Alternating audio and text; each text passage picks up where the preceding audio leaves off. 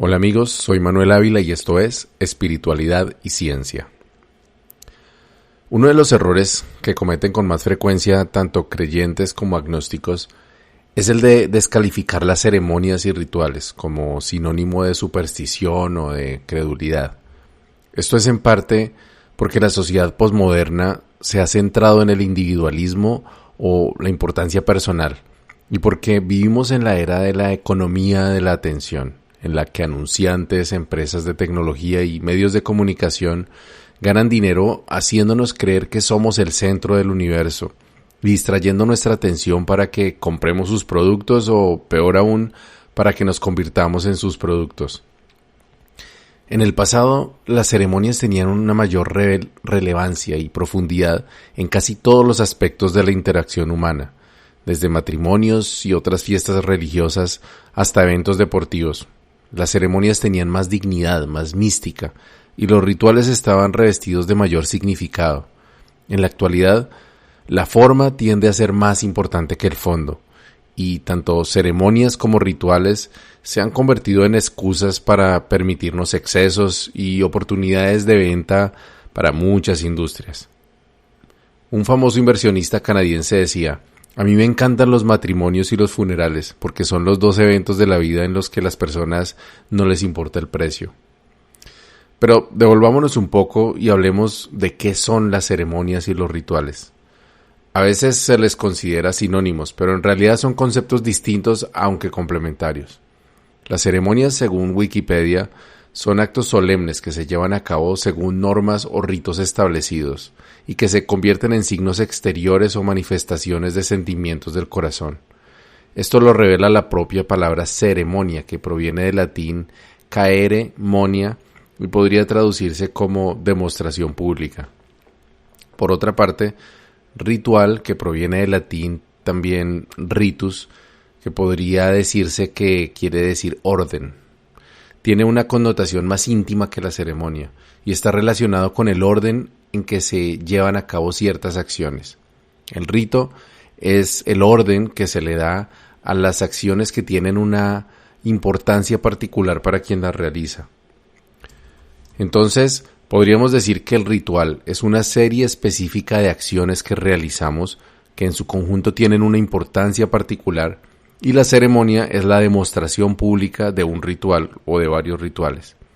La clave es que tanto en el ritual como en la ceremonia hay un orden y un propósito, pero la ceremonia necesariamente involucra más de una persona, mientras que el ritual puede ser totalmente individual. Ya entendiendo qué es una ceremonia y qué es un ritual, nos damos cuenta que los seres humanos somos ritualísticos y ceremoniales por naturaleza. Desde que vivíamos en las cavernas, hemos creado rituales tanto religiosos como mundanos para darle orden a ciertos aspectos de nuestra vida y ceremonias para conectar esos aspectos con un propósito superior en un grupo de personas. Desde entonces hemos venido cambiando de rituales y también de ceremonias dependiendo del entorno, las condiciones sociales, los recursos disponibles y el conocimiento que hemos acumulado. Pero el hecho de ser ritualistas y ceremoniales no ha cambiado. Incluso los más cínicos tienen que aceptar que nuestra sociedad moderna, globalizada, egocéntrica y despersonalizante, depende más que nunca de rituales y ceremonias para definirse a sí misma. En cuanto a rituales, el más extendido hoy en día es el de tomar nuestro celular varias veces al día, revisar el correo, las redes sociales y las notificaciones de nuestras aplicaciones favoritas. Podría decirse que es un ritual mundano, alejado de todo significado espiritual, pero si miramos atentamente, cada vez que revisamos nuestro celular, a menudo estamos expresando nuestro anhelo de conexión con nuestros seres queridos, o de alcanzar mayor conocimiento, o de lograr alguna meta, por pequeña que ésta sea. En cuanto a ceremonias, las que nos quedan, como dije antes, se han convertido en excusas para gastar dinero, pero a pesar de eso siguen teniendo otros significados sociales y emocionales. En esta categoría, además de las ceremonias religiosas, tenemos también las múltiples tradiciones de Noche de Navidad, la Cena de Acción de Gracias, la celebración del Año Nuevo, las inauguraciones y las jornadas de votación, incluso en los países democráticos. Todos estos son tipos de ceremonias, aunque no todos ellos son espirituales. Es claro que los humanos sentimos la necesidad de sublimar ciertos aspectos y eventos importantes de nuestra vida a través de símbolos y de rituales, con los que conectamos esos aspectos con algo sagrado. Declaramos ante la sociedad que esos eventos tienen una importancia especial para nosotros, y en algunos casos, como los matrimonios, las fiestas de quinceañera o los dulces 16, o también las ceremonias de grado, reflejan un crecimiento o una transformación personal. Sin embargo, en Occidente, la mayoría de la gente cree que la ceremonia es solo un símbolo y que su importancia es social y emocional, pero nada más. En Oriente y para las comunidades amerindias, en cambio, desde hace siglos las ceremonias tienen una connotación diferente. En ellas hay un poder real, transformador, que trasciende la motivación para realizarla. Es decir, que la ceremonia en sí tiene poder y por tanto es una herramienta cotidiana de trabajo espiritual. En nuestra sociedad occidental, este concepto de la ceremonia como experiencia transformadora también existe, pero más que todo aplicado a las ceremonias y servicios religiosos, y se cree que su poder proviene de una deidad, una divinidad externa, que por misericordia atiende los ruegos de sus fieles y les dispensa bendiciones y gracias. El esoterismo, en cambio, reconoce que el poder de la ceremonia es real, pero no le adjudica tal poder a un Dios exterior, sino a la divinidad interior que habita en cada uno de nosotros. El naturalismo poético entendería esta divinidad como la conciencia creadora que existe en la mente humana y que es capaz de dominar todos los aspectos más primitivos del cerebro para lograr el estado de existencia más perfecto que podamos alcanzar. Sin importar cómo se defina, el hecho innegable es que las ceremonias tienen un poder enorme y que tienen la capacidad de generar estados de conciencia alterada con los cuales se pueden lograr cosas como euforia, liberación emocional, catarsis, pero también a veces miedo, tristeza o incluso psicosis. Esto se hace evidente al recordar las imágenes de ceremonias de liberación, entre comillas, de algunas iglesias cristianas en las que algunos fieles terminan en el piso convulsionando y gritando o envueltos en lágrimas con las palmas de las manos hacia el cielo. Recuerdo que hace algunos años, incluso después de tener mis primeras experiencias con el yagé, yo creía que todas esas escenas eran performance que las personas hacían por encargo de sus pastores para darles credibilidad. Y bueno, en muchos casos es así. Pero ahora sé que en algunos casos las reacciones de las personas durante una ceremonia intensa pueden ser extrañas y a veces sorprendentes. Si no estás de acuerdo conmigo, te sugiero analizar las reacciones de los asistentes a un concierto de una estrella pop o a un partido de fútbol o de un meeting político de algún líder carismático. Seguramente habrás visto alguna vez imágenes de fans llorando consternados mientras tiran de sus cabellos, desmayos o histeria colectiva. También son comunes las caras pintadas, los atuendos alusivos al equipo, al partido o a la estrella, los cánticos de memoria y otras manifestaciones de euforia. Esto no es una coincidencia, sino una consecuencia del hecho de que, como lo mencioné en un episodio anterior, aquel en el que hablaba sobre la guerra entre el bien y el mal, la religión, la política y el deporte se basan en los mismos principios arquetípicos. Son comunidades que se forman alrededor de ideas o principios comunes, rituales, iniciaciones, ídolos y ceremonias. A la lista habría que agregar también las artes escénicas, ya que, como vimos, las estrellas de música, el cine y el teatro también suelen generar emociones intensas y pueden llegar a causar estados alterados de conciencia bajo algunas circunstancias. En cualquier caso, lo que tienen en común las ceremonias artísticas, políticas, religiosas y deportivas es que son controladas por élites que determinan sus rituales, sus ritmos y las condiciones bajo las cuales el resto de los mortales puede acceder a ellos. ¿Y qué reciben a cambio? evidentemente poder, dinero, fama y quizás lo más importante, la posibilidad de trascender la muerte. Gracias a esto es que los Beatles, Marilyn Monroe, Winston Churchill, Maradona y Jesucristo son recordados y despiertan pasiones mucho después de su desaparición.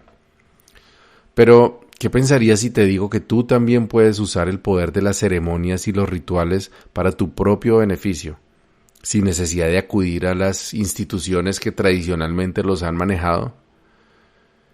Chamanes y esoteristas han utilizado el poder de rituales y ceremonias desde hace siglos, sin necesidad de recurrir a instituciones globales. En cambio, utilizan los mismos principios que hacen que las ceremonias tengan poder, con pequeños grupos de personas de confianza. Esto hace parte de la sabiduría tradicional de las tribus y las masonerías que los practican, y ellos han aprovechado los resultados de la magia ceremonial en muchos aspectos de sus vidas. Yo también he practicado ceremonias y rituales mágicos durante los últimos años, y he comprobado su poder para sanar relaciones, crecer personalmente, superar momentos de dificultad e incluso para lograr metas personales o profesionales. Hoy voy a compartir contigo lo que he aprendido sobre las ceremonias y los rituales esotéricos y ancestrales, por supuesto.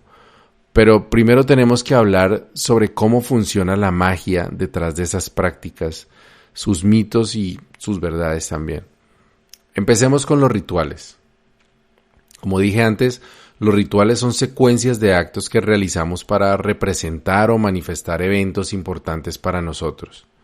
Ejemplos de rituales cotidianos son rezar antes de dormir o de cenar, leer las noticias en la mañana, revisar las redes sociales cuando vamos al baño, tomar café 2 veces al día o hacer una rutina de ejercicios en un orden específico un par de veces a la semana. El poder de los rituales radica en que nos dan seguridad. Recordemos que los seres humanos solíamos ser presas y carroñeros en la sabana africana. Vivíamos escondidos de los depredadores, esperando que dejaran los huesos y el cuero de sus presas para salir a comer el tuétano y vestirnos con las pieles. Cazábamos furtivamente y recolectábamos las frutas o bayas que encontráramos en el camino. Esto fue así por miles de años, así que nuestro cerebro evolucionó para estar alerta ante muchos peligros simultáneamente. Un pequeño error y nuestra vida podía estar en peligro. Pero estar atentos las 24 horas del día resultaba agotador e ineficiente. Así que nuestros ancestros ingeniaron rituales que consistían en pasos específicos que se repetían todos los días para asegurarse de no pasar por alto algo importante. Por ejemplo, levantarse antes del amanecer, revisar la guarida, asegurarse que todas las crías estuvieran respirando, revisar las trampas de animales invasores, afilar las lanzas y cuchillos y preparar el primer alimento del día. Hacer lo mismo todos los días servía para evitar que algunos de los pasos se pasaran por alto en algún momento y tener que correr algún peligro, pero también permitía tener un plan de acción si se presentaba algún evento extraordinario. A pesar de esto, en un entorno tan hostil, los riesgos eran muchos y con frecuencia la tragedia llegaba en forma de accidentes, enfermedades, ataques de fieras o de otros humanos. Entonces el ser humano inventó la religión.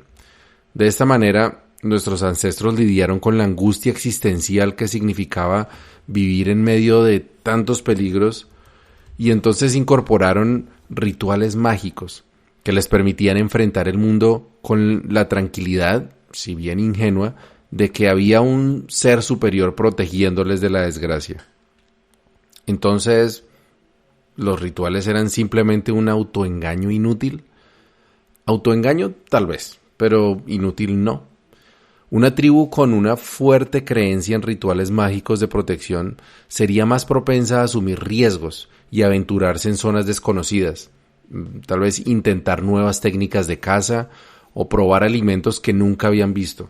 Con seguridad, muchas de estas empresas habrán terminado en desgracia, pero una buena cantidad les habrían permitido encontrar nuevas reservas de alimento e incluso nuevas tecnologías, como el fuego, las ondas y la cocción de alimentos. Bueno, me refiero a las ondas de lanzar piedras, por ejemplo.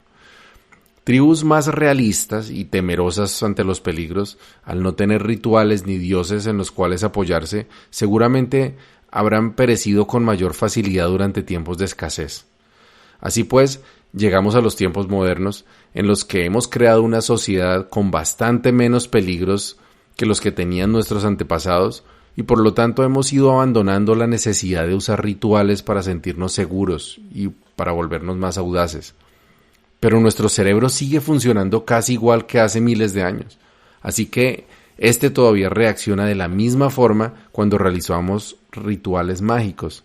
Así que podemos utilizar esta capacidad del cerebro para ayudarnos a tener éxito en muchos aspectos de nuestra vida, sin importar las creencias que tengamos. Hablemos entonces de las ceremonias. Cuando los rituales se practican en grupo, se convierten en ceremonias. Y de forma análoga a los primeros, las ceremonias dotaron a nuestros ancestros de la capacidad de organizarse, de enfocar la mente y de cargarse de energía para realizar tareas especialmente importantes o afrontar una nueva etapa de sus vidas. Mientras que los rituales eran herramientas del día a día, las ceremonias más importantes ocurrían en momentos especiales de la vida, como nacimientos, matrimonios y la muerte, durante eventos naturales sobresalientes como los cambios de estación, las lunas llenas o los eclipses solares. La ceremonia tenía otra virtud, y era que a través del psicodrama traía al plano físico los elementos de las creencias del grupo, generalmente con alguien representando a la deidad, usando símbolos de poderes mágicos, recitando conjuros de protección y generando exaltación con el uso de instrumentos musicales. De esta forma, la ceremonia no solamente reforzaba la utilidad del ritual, sino que aumentaba la fe en los poderes sobrenaturales del líder o del grupo. Esto es lo que aún hoy en día logran las ceremonias religiosas en casi todas las religiones, que mantienen viva la tradición y el poder que sus líderes tienen ante la congregación. Hasta el momento, en espiritualidad y ciencia he compartido dos herramientas poderosas de crecimiento personal, la meditación y la autoobservación. Este es el momento de hablar de la tercera y cuarta herramientas que podemos utilizar sin necesidad de pertenecer a una religión o tener que adoptar alguna creencia en particular. Los rituales y las ceremonias, como hemos visto, son recursos de trabajo interno que utilizan la forma en que funciona nuestra mente para causar una transformación de la conciencia. Para usar rituales mágicos no necesitas seguir ninguna guía en particular, pero conviene seguir unas recomendaciones generales para aumentar las posibilidades de éxito en la práctica. Y para ello voy a compartirte lo que desde mi experiencia personal son las mejores prácticas para asegurar resultados positivos en ese campo. Lo primero que debes tener en cuenta es que el ritual que elijas debe ser uno en el que creas de verdad. Para muchas personas es difícil creer en algo que inventan ellos mismos, pero en la práctica no hace diferencia si el ritual provino de un libro sagrado, fue recibido como parte de una tradición o te la enseñó un líder espiritual que sigues, siempre y cuando creas en que el ritual tiene poder. Quienes provenimos de un hogar católico, realizábamos la mayor parte de nuestros rituales en los confines de templos o iglesias. Aparte de eso, los rituales católicos personales consisten usualmente en oraciones, la señal de la cruz y algunas lecturas bíblicas. Estas prácticas pueden ser efectivas, pero desaprovechan algunos de los elementos más importantes de un ritual mágico, que son el performance y los símbolos sensibles.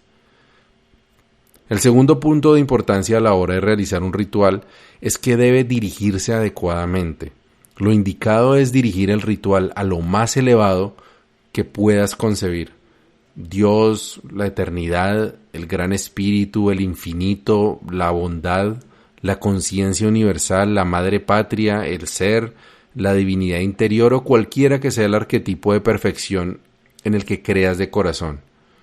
Esa idea debe estar en tu mente todo el tiempo durante el ritual y allá debes dirigir tus intenciones para que la magia se produzca. Un ritual eficaz debe ser realizado en un entorno propicio para la disposición de todos los sentidos, la mente y el cuerpo también. idealmente en un lugar cómodo, silencioso y privado en el que te puedas sentir a gusto para moverte, hacer y decir lo que quieras con libertad. No tiene que ser un templo, aunque resulta muy conveniente hacerlo al frente de un altar o un símbolo que represente esa entidad o esa idea superior a la cual dirigirás el ritual. Pero es común hacer rituales en la naturaleza y en mi caso en la ducha, que me parece que es un lugar ideal para hacerlo por la desnudez y la posibilidad de usar el agua como elemento sensible que representa transformación, sanación y limpieza. Los símbolos que se pueden utilizar para el ritual son aquellos que para ti representen ese ideal superior o un poder específico que quieras invocar. Si practicas el cristianismo, puede ser el símbolo de la cruz o la imagen de un ángel. Si vibras con las sabidurías orientales, puedes hacer tu ritual frente a un yin, yang, un mandala o la imagen de una deidad hindú. Si lo tuyo es el esoterismo, puedes usar el pentagrama, la cruz egipcia, una espada, una copa, un bastón o incluso un lazo. Lo importante es que el símbolo tenga un significado positivo e importante para ti. Si no tienes seguridad sobre el significado del símbolo o conoces su significado, pero por tus creencias anteriores sientes aprehensión o temores hacia ese símbolo, es mejor no utilizarlo porque el subconsciente funciona con los aprendizajes más enraizados y no con los más recientes. Por eso, muchas personas pueden llegar a confundirse o enredarse con símbolos como el pentagrama, porque tradicionalmente se ha asociado erróneamente con el satanismo y la brujería. Así que si no te sientes a gusto, es mejor que uses un símbolo que te genere confianza. Ahora que hemos cubierto la parte externa, el entorno, la disposición y el destino del ritual, hay que asegurar que la parte interna también esté alineada. Ahí lo más importante es el propósito. Los rituales no se deben hacer por rutina, aunque se pueden hacer rutinariamente si en cada ocasión que lo hagas siempre hay un propósito. Yo suelo hacer rituales, por ejemplo, cuando voy a tener un evento importante, una entrevista de trabajo, un viaje largo, cuando estoy cargado emocionalmente, con estrés, por ejemplo, y necesito liberarme. También cuando habito una nueva casa, cuando empiezo una nueva etapa de mi vida y otros momentos de importancia personal. El propósito puede ser de dos tipos, para entregar o para recibir. Se puede entregar, por ejemplo, el peso que llevamos sobre los hombros, preocupaciones, tristezas, ansiedad, ira, pero también podemos entregar en positivo, generalmente en forma de gratitud por las bendiciones que hemos recibido, por la felicidad que hayamos alcanzado. El recibir es parecido a pedir, pero he aprendido, gracias a la programación neurolingüística, que mejor que pedir es visualizar aquello que queremos o necesitamos y agradecer como si ya lo tuviéramos. ¿Y quién está escuchando estas peticiones o recibiendo esta entrega? Pues la parte divina que hay en ti, que se conecta con ese ideal sagrado hacia el cual estás dirigiendo el ritual. Esa parte divina de tu ser es también el potencial aún no desarrollado que puede convertirse en eso que anhelas. Voy a explicar esto más despacio. Por ejemplo, estás haciendo un ritual para lograr un nuevo empleo. Entonces, tu acto de magia ritualística se conecta con el yo del futuro, con tu yo del futuro que ya obtuvo ese empleo y que habita en ti, está dentro de ti en este momento como una fuerza potencial, que todavía no es, pero que va a ser. Si estás agradeciendo, por ejemplo, por haber podido sanar una relación que te causaba mucho dolor, entonces la divinidad a la que le hablas es aquella a la que está conectado tu yo del pasado, que tuvo que enfrentar las cosas difíciles que ya viviste y que tuvo la valentía y el coraje de llegar hacia donde te encuentras ahora. A ese yo tuyo del pasado es al que le estás dando las gracias por haber traído tranquilidad y paz a tu vida. La forma de ejecutar el ritual en sí, ya teniendo como clara la disposición, el propósito y lo que se quiere entregar o recibir, puede variar mucho dependiendo de tus creencias, costumbres y tradiciones. El ritual puede ser una práctica que hayas aprendido en algún saber ancestral, como por ejemplo un pagamento muisca, en mi caso, las asanas o pranayamas del yoga, un cántico budista, un conjuro esotérico o también una oración cristiana. Yo tengo, por ejemplo, un repertorio de casi todo lo que dije antes. Dependiendo de la ocasión, puedo rezar un Padre Nuestro, hacer algún mantra, recitar un pagamento indígena o hacer alguna invocación esotérica. Yo, por ejemplo, tengo una invocación que aprendí en el esoterismo que siempre he sentido que tiene mucha fuerza y la uso para lograr metas personales. Recuerda que la transcripción de este podcast está en mi página web y puedes leer allí la oración si lo deseas. Y va así. Divina presencia de Dios, en esencia y persona, que soy Alfa y Omega, te ruego por todos los dones y grandezas que tienes, que vengas a celebrar todos los votos para la fuerza mía, en amor, bienestar, sabiduría, fuerza, y todo lo que anhelo conseguir sea prosperado por tu grandeza y gran poder. Así es, así se cumple y así se realiza. El ritual se puede llevar a cabo de pie, de rodillas o sentado, pero no se recomienda hacerlo acostado, porque el ritual debe proyectar acción, fuerza, decisión. Es conveniente usar un poco de dramatismo en la forma en que se pronuncian las palabras y acompañarlas con movimientos que transmitan esa fuerza. Yo uso los mudras o gestos que se hacen con los dedos de las manos, movimientos expansivos con los brazos, dirigir las palmas de las manos hacia lo alto también, por ejemplo. También se puede danzar si te parece cómodo hacerlo.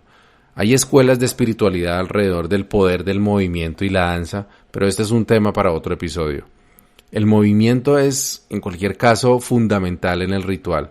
Y esa es otra razón por la cual la ducha es un buen lugar para hacer rituales. Porque usar un jabón aromático, por ejemplo, para representar estarte envolviendo en el poder que invocas, es un acto de psicodrama muy eficaz.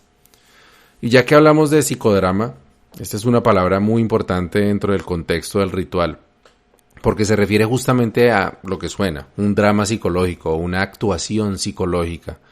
En resumen, el ritual se basa en representar un pequeño papel en el que tú eres protagonista y a través del cual encarnas una versión trascendente de tu propia vida, una versión sagrada si se quiere, que es capaz de conectarse con un poder superior para lograr una transformación mágica. Esto es también el concepto detrás de la psicomagia, que es lo que el maestro Alejandro Jodorowsky utiliza para sanar. Funciona de la misma manera en que para un actor funciona convencerse de que no es un actor representando un papel, sino que realmente es el personaje a quien está representando. En la medida en que más se cree que de verdad es su personaje, más convincente es su actuación. Pero también es mayor la carga emocional que recibe del personaje y más difícil le resultará salir luego de ese personaje cuando ya no tenga que volverlo a representar. Esto es lo que al parecer llevó a la muerte al actor Heath Ledger cuando se metió tanto en la piel del Joker que se contagió de la locura de su personaje. Si en tu ritual te conviertes en una persona sagrada con el poder de lograr transformaciones mágicas, entonces es mucho más probable que el ritual logre el propósito que buscas. No importa cuánto dure el ritual, sino que sea realizado desde el corazón, que creas en tu poder, en el poder que estás invocando y que disfrutes haciéndolo también. Cuando regresas al mundo normal, te sientes como uno de esos superhéroes de las películas, una persona aparentemente normal, pero que sabe que tiene un poder secreto y que utilizas ese poder cuando es necesario para tu propio bien y también para el bien de otras personas. Porque el ritual también sirve para ayudar a los demás, siempre y cuando tengas alguna relación con esa persona. Yo creo que los rituales no sirven para ayudar a alguien específicamente si no tienes ningún contacto con esa persona, porque recuerda que el ritual funciona dentro de tu ser, dentro de tu mente, y por lo tanto puedes ayudar a alguien siempre y cuando ese alguien tenga contacto con el ser que se ha empoderado a través del ritual, que está dentro de ti. Ahora que entendimos el ritual y de dónde viene su poder, es más fácil entender cómo funcionan las ceremonias, ya que estas no son más que rituales que se realizan en comunidad. No importa cuántas personas participen, si hay al menos 2, entonces el ritual se ha convertido en una ceremonia. Todas las condiciones, sugerencias y mecánicas del ritual funcionan igualmente para las ceremonias, pero hay algunos elementos presentes en la ceremonia que no se encuentran o no son tan importantes en un ritual individual. Lo más destacado en este aspecto es que es la distinción entre oficiante y congregación. En las ceremonias de todas las religiones, el oficiante es llamado de maneras diferentes: sacerdote, pastor, ministro, abad o cualquier otro título eclesiástico. Estas ceremonias tienen una estructura determinada: liturgias, lecturas, sermones, cánticos y otros elementos. En estas estructuras jerárquicas, al igual que con los mítines políticos y los conciertos de pop, el oficiante dirige la ceremonia, con la cual lleva a la congregación hacia una especie de éxtasis emocional. Les ayuda a entrar en contacto con el poder hacia el cual están dirigiendo la ceremonia, y a cambio la feligresía le entrega al oficiante su tiempo, energía, respeto, dinero y con frecuencia lealtad y obediencia. El secreto es que tú puedes convertirte en oficiante de ceremonias muy poderosas en tu hogar o con tus amigos de camino espiritual. Voy a compartir contigo unas indicaciones básicas para que utilices este poder ancestral para lograr transformaciones de verdad sorprendentes, incluso sanaciones y liberaciones. Lo primero que hay que tener en cuenta es que cuando el psicodrama del ritual se ejecuta en público, entonces se convierte en un performance. Recuerda que esto está ligado al concepto de la actuación, que es una actuación autoconvincente. El oficiante de la ceremonia debe creer en su propio poder para dirigir la ceremonia y llevar a la congregación al éxtasis espiritual. Bueno, si estas palabras suenan un poco sexuales, no es una coincidencia. La ceremonia esotérica o ancestral tiene muchos elementos que se asemejan a una relación sexual, y el oficiante tiene que tener una sensibilidad similar a la que se requiere en la intimidad para reconocer las señales de los asistentes y navegar los ritmos de la ceremonia. Pero no nos adelantemos, porque esto va a quedar un poco más claro más adelante. Lo primero que se recomienda para la ceremonia es un atuendo adecuado. En el ritual esto no es tan importante, porque con los ojos cerrados y en privado es más importante lo que pase dentro de tu mente que sobre tu piel. Pero en la ceremonia, los actos materiales y las percepciones son mucho más importantes. Por esto, todos los asistentes deben portar un atuendo ceremonial, que dependiendo de los usos y costumbres del grupo, puede ser una vestidura, una manta, un chaleco, mandil o incluso un collar, cinturón o un tocado. No es necesario que el oficiante vista algo más elaborado o pretencioso que los demás asistentes. Pero incluso si los asistentes deciden no usar vestiduras ni atuendos especiales, es recomendable que quien oficia sí lo haga. A diferencia del ritual, en la ceremonia sí es importante que se realice en un lugar sacralizado, que puede ser un templo o, si es nuestra casa, que sea con unas condiciones que se asemejen a las de un templo. Es decir, que haya un orden, limpieza y simbología que haga que los asistentes se sientan en un lugar superior a lo mundano. En cuanto a la vestidura y el templo, podemos decir que el diseño del templo deberá reflejar cómo vemos nosotros a la divinidad, mientras que nuestro atuendo y nuestro comportamiento deberá ser un reflejo de cómo nos gustaría que la divinidad nos vea a nosotros.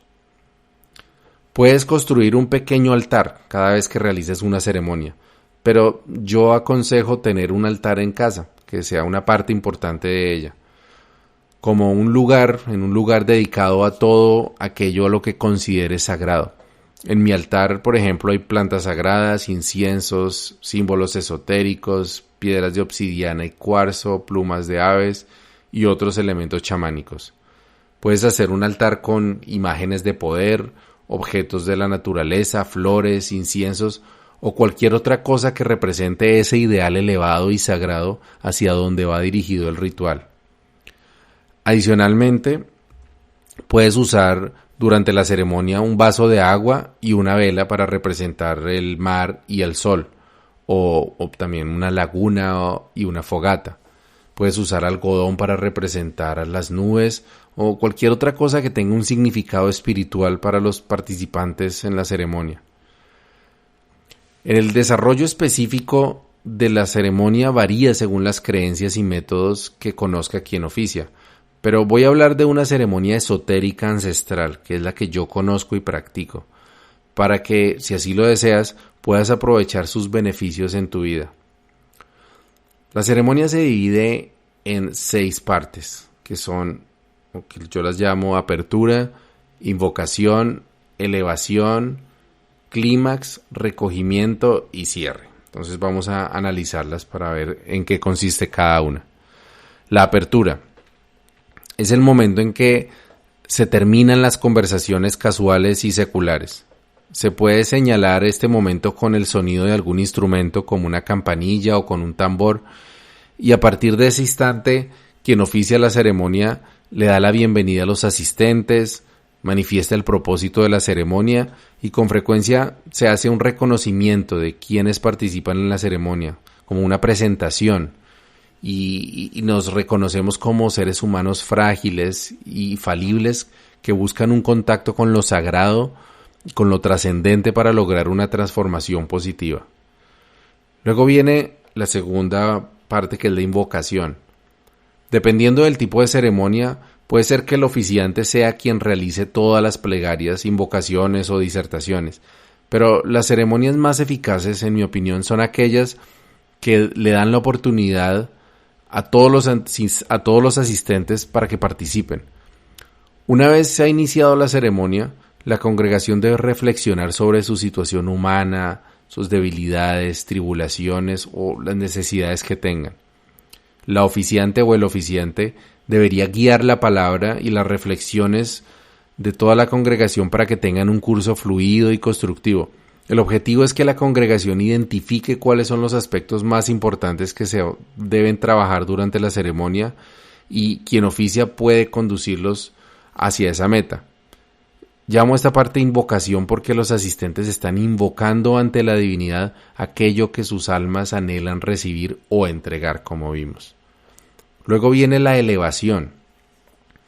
Cuando el oficiante haya identificado que los propósitos de la comunidad están declarados ya y que los corazones están abiertos y atentos para recibir el mensaje del Espíritu, entonces deberá empezar a elevar esas plegarias, esos propósitos hacia ese ideal común más elevado que el grupo conciba, que al igual que en el ritual puede verse como Dios, la perfección, la bondad, el cosmos o la ley universal, pero teniendo siempre presente que ese ideal escucha desde los oídos y corazones de los asistentes a la ceremonia.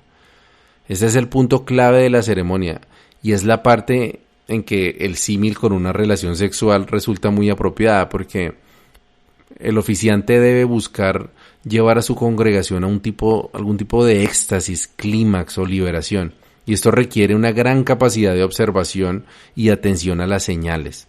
El objetivo no es que los asistentes crean que el oficiante está a punto de tener una revelación mística, sino que cada uno de ellos sienta que de alguna parte están surgiendo mensajes para esa persona, que la energía se eleva, como una sensación de que se va llegando como a un punto más místico, más elevado, y como que están todos ante la presencia de un poder superior transformador. Entonces llega la cuarta etapa, que es el clímax. Si el oficiante ha hecho bien su tarea, llegará un momento en que los asistentes declaran o perciben que están sintiendo una fuerza o están escuchando una voz o están recibiendo respuestas a sus plegarias. No necesariamente es que escuchen voces, sino como que algo les llega al corazón, como que las respuestas empiezan a aparecer. En algunas ocasiones deviene el llanto, o algunas personas que no habían hablado mucho de repente estallan en un río de palabras contando sus dolores o sus tristezas. En todo caso, este es el momento de sanación de la ceremonia, y con frecuencia no es el momento en el que el oficiante más debe hablar, sino todo lo contrario, escuchar con más atención. Pero cuando hable, sus palabras deben ser de ánimo, de gratitud, de optimismo y sobre todo de empoderamiento. El líder de una secta aprovecha el clímax para aumentar su ego, hacer alarde de poder y generar dependencia en su persona. Pero el guía espiritual le da el protagonismo a la congregación y les deja ver que el poder que están recibiendo reside dentro de ellos mismos. En las ceremonias ancestrales, el clímax suele estar acompañado de medicinas de poder, tambores y otros instrumentos chamánicos. Pero su objetivo es aumentar la sacralidad del momento, pero nunca presionar un clímax de la ceremonia que no sea orgánico y natural, que es contrario a lo que vemos en algunas sectas, iglesias que no tienen muy buena reputación, en donde como que con instrumentos y gritos y cosas tratan de presionar estos estados alterados de conciencia. Entonces, después del clímax viene la etapa de recogimiento, que en este caso, al igual que esperar demasiado para llegar al clímax de la ceremonia es un error, también es un error alargar el clímax más de lo debido. Aunque como oficiante es muy tentador seguir promoviendo la sanación o la liberación que se esté dando en el grupo, o tal vez empujar a algún asistente que esté como tímido, que no esté como con la decisión tomada todavía, lo correcto es aprender a percibir el ritmo de la propia ceremonia y detectar cuando el grupo necesita ya empezar como a recogerse. Es quizás donde quien oficia tiene más oportunidad de hablar en esta parte, pero no dando sermones ni cátedras, sino resaltando los aprendizajes importantes que se dieron comúnmente, completar o complementar el conocimiento que sea relevante compartir en ese momento, pero también reconocer el valor y el coraje de los asistentes. Y ya cuando se ha llegado como a este estado más tranquilo, más pausado, entonces se puede hacer el cierre, que es la sexta etapa. Y así como en la apertura se establece un punto a partir del cual las conversaciones y acciones del mundo exterior deben quedar a un lado para dar paso a las conversaciones, acciones y motivos espirituales, también se requiere un cierre, en el cual usualmente el oficiante manifiesta gratitud con los asistentes, con la divinidad que se haya invocado y con los episodios de sanación o liberación que se hayan experimentado, y debe guiar a la congregación en un retorno ordenado y fluido al mundo normal. Una forma de hacer este retorno es haciendo los famosos anuncios parroquiales o temas que sean de importancia para la congregación, como las próximas fechas de reunión, actividades comunitarias y otros varios. La duración de una ceremonia esotérica es típicamente mucho más larga que una ceremonia religiosa, precisamente por el énfasis en la participación de la congregación. Pero no es conveniente que se extienda por horas, porque una ceremonia extenuante es una ceremonia que muchos asistentes no van a querer repetir con frecuencia. Entre 1 y 2 horas es una duración adecuada, aunque dependiendo del ritmo de la ceremonia, 3 horas no es demasiado, aunque 4 generalmente sí lo es. Cualquier persona puede oficiar una ceremonia esotérica, no se requiere ningún título, iniciación o poder especial. Lo importante es creer en la capacidad propia, en el poder de la ceremonia en sí y tener la voluntad de servir a través del ministerio del oficio ceremonial. Aun si no tienes la motivación o necesidad de celebrar una ceremonia, puedes ensayar el poder del ritual en tu vida, haciendo uso de tus propias creencias y saberes. Incluso si eres una persona agnóstica y científica, podrás apreciar el ritual de leer un buen libro bajo la sombra de un árbol, cerrar el libro y por un momento llenar tus pulmones de aire, sentir cómo te llenas de energía y mirar alrededor la belleza de la naturaleza. Luego abrir tus brazos para sentir el viento y el calor en tus manos y sentir la increíble fortuna de estar aquí con vida ahora, en este momento.